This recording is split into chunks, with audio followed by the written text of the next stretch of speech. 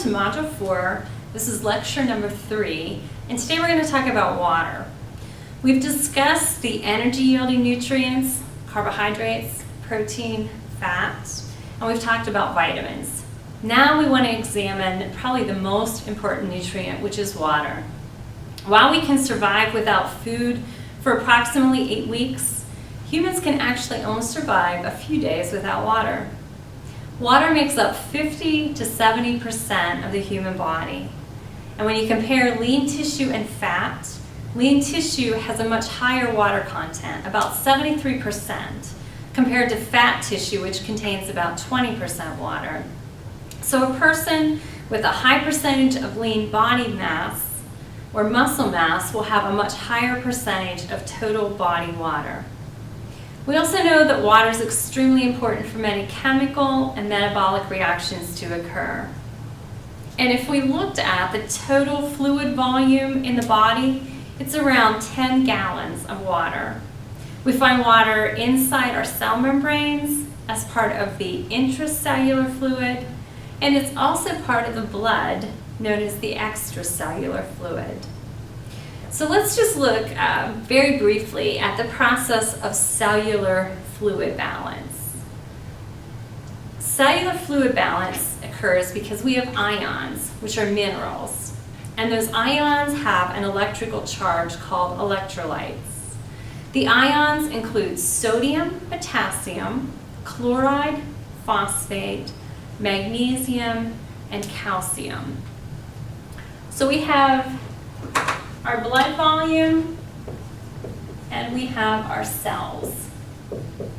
And we have fluid that's going back and forth between the blood and the cells. Remember, extracellular is the blood,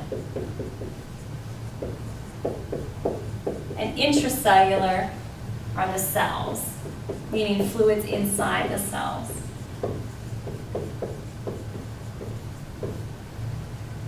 We have a constant exchange of fluid that's going on, and the ions are important for controlling the water balance. Now, if our blood volume starts to decline, our body wants to correct that. So we have water that begins to shift out of the cells and goes into the blood. The same thing occurs the opposite. If our intracellular fluid starts to decline, then we have water that leaves our blood and goes into our cells in order to maintain that homeostasis or that water balance. And the process of water moving from a less concentrated area to a more concentrated area is called osmosis. So we have osmosis that's occurring as the water is shifting from intracellular to extracellular. Intracellular water volume is going to rely on potassium and phosphate concentrations. So potassium and phosphate are important for maintaining balance in cells.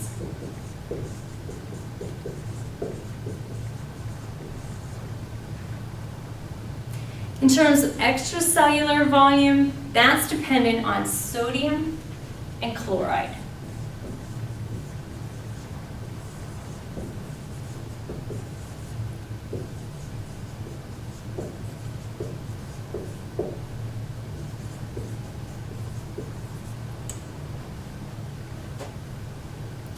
In addition to controlling blood volume, intracellular and extracellular fluid volume, water is also important for temperature regulation. Also for removal of waste products. Water is a lubricant, and it's important for making saliva, bile, and amniotic fluid. And our body has a great way of preventing overheating in the form of perspiration. When we sweat, fluid's being released through our skin pores and then it evaporates. And that process actually requires energy, which in turn expels heat from the body and prevents our internal body temperature from rising too much. So if we don't take in enough water, we're not able to perspire, and eventually that can cause some serious issues because our internal body temperature starts to rise. And we'll talk about what happens with that in a later chapter. Water is also a good solvent, and that means that a solvent is going to allow most substances to be dissolved in the body and be transported to cells or to be removed from the body as waste. In the process of waste removal, our kidneys normally excrete 4 cups of urine a day. And that amount's influenced by our intake of protein and sodium. So when protein is consumed, nitrogen is metabolized from the amino acids. So anytime we eat something that's high in protein, our body's going to break down that protein into amino acids. We're going to metabolize nitrogen, and then we're going to excrete the urine as urea. As sodium and protein intake increases, so does urine output. When fluids, protein, and sodium are restricted, however, urine output declines. And if the amount excreted falls below 2 cups daily, our urine becomes very concentrated, and we have an increased risk for kidney stones. So how do we know if we're making enough urine? How do we know if our protein and our sodium are in the right balance with the amount of fluids that we take in? Well, one of the easiest things we can do to determine if we're drinking enough fluids is to check your urine color. Your urine color should be clear or pale yellow. A dark yellow color indicates that we're not taking in adequate fluid intake. And in order to maintain body fluids in sufficient amounts, we want to make sure that we maintain our water balance. So we want to make sure that we're taking in enough liquids, and it's balancing out with the losses that occur through perspiration, respiration, urine, and feces. So what exactly does an adequate intake of fluid mean? Keep in mind that we can get fluids from both food and water or other beverages. General recommendations for total fluid intake: women should take in about 11 cups of fluid a day, and men should take in about 15 cups of fluid a day. The majority of this, 9 cups for females and 13 cups for males, should come from fluid alone, and then the rest of it can come from foods. How do we know if we're getting enough fluid? Well, like I said, the one way that we can tell is to look at our urine color. The other mechanism that people often use is they gauge their thirst. And people rely on their thirst mechanism to ensure that they're getting adequate fluid intake. But thirst isn't always reliable. And unfortunately, we can become dehydrated prior to recognizing that we're thirsty. That's especially true for athletes, for someone who's ill with a fever, for infants, children, and the elderly. And there are 2 hormones that are responsible for conserving fluids and preventing dehydration. So if we fail to consume adequate fluids, we don't realize we're thirsty, we've had increased urine output for some reason, there are going to be 2 hormones that are going to help to conserve fluid and keep us from becoming dehydrated. One is antidiuretic hormone.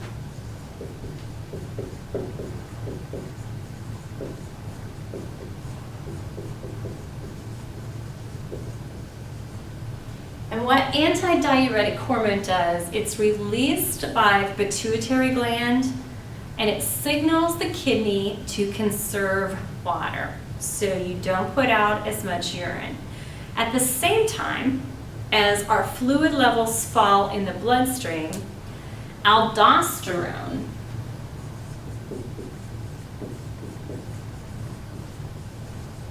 is being released. Now, aldosterone is coming from the adrenal glands, and it signals the kidneys to retain sodium. And when we're retaining sodium, we know we also retain water. Think about you go to an amusement park, it's hot, you have a lot of high sodium foods, we start to swell. Well, that same thing is happening with the release of the aldosterone in order to limit the amount of fluid that we're losing in our urine. If a person continues to ignore symptoms of thirst over time, we start to see some side effects. Endurance begins to decline, fatigue sets in, we have muscle cramps, and if we're not rehydrated, the end result could be coma or death. Now, we've talked about water as a fluid, but we can get water from other products, not just water itself. Recommended beverages would include non-caloric beverages, low-fat and skim milk, coffee, and tea. Alcohol, although we drink alcohol, it's not recommended that we rely on alcohol for hydration purposes. Alcohol inhibits the action of antidiuretic hormone and can actually lead to dehydration. We've been talking about being dehydrated and not taking in enough fluids, but can we drink too much? And the answer is yes. While inadequate fluid consumption is fairly common, we can also see ill effects that can occur from excess water consumption. What happens is when we take in an excessively large amount of water, we're going to dilute the blood electrolytes, and you're going to overwhelm the kidney's ability to secrete fluids. So the kidneys can't keep up with the extra fluid load. The result of excess fluid is hyponatremia.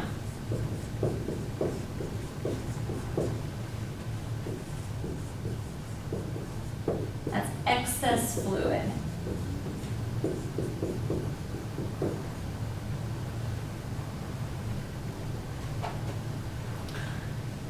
And in extreme cases, if somebody's taking in too much fluid and they're overwhelming the kidneys, that water toxicity can actually lead to death. And it happened a few years ago. There was a promotion when the Wii Fitness first came out. There was a radio station that was doing a contest to see who could drink the most fluids before they had to wee-wee, as they called it, to kind of go along with the Wii promotion. And one of the contestants actually drank so much that she had hyponatremia and ended up dying from that promotion. The other place that you sometimes see hyponatremia occur is in competitive cyclists. There have been several incidents where they too have overindulged with excess fluid and it's led to death. Now, in terms of the type of water that we should drink, which is better, tap water or bottled water? And there's a controversy about that. Some people like tap, some people wouldn't drink tap and only prefer bottled water. One thing to keep in mind is that the U.S. water supply is actually one of the safest in the world. The Environmental Protection Agency, or the EPA, sets standards for our water sources, and under the Safe Water Drinking Act, all public water supplies are monitored for contaminants. And if a contaminant is found, the local water department is responsible to notify the public about the concern and to advise them on steps to take to ensure safe drinking water. Most people assume that bottled water is a safer choice. They're assuming that there's some type of a purification process that goes on with it. It comes from a spring, it doesn't have any contaminants. But actually, in a lot of cases, your bottled water is basically the same as what comes out of your tap. You're just paying extra money for the bottled water. The FDA also regulates bottled water, and the standards, again, are similar to those that are used for tap water. Some people state that the tap water might have an unpleasant taste, so you can try using a filter, or you can try using one of the pitcher type filters to see if that helps to get rid of some of those minerals that might be causing the unpleasant taste or the unpleasant odor. But drinking tap water in most cases is safe because of the regulations that are out there, and it can save you a lot of money compared to drinking bottled water. Bottled water, on the other hand, can offer the benefits of convenience and portability, which might ensure that somebody's going to increase their fluid intake. And we all probably could drink a little bit more water than what we usually do.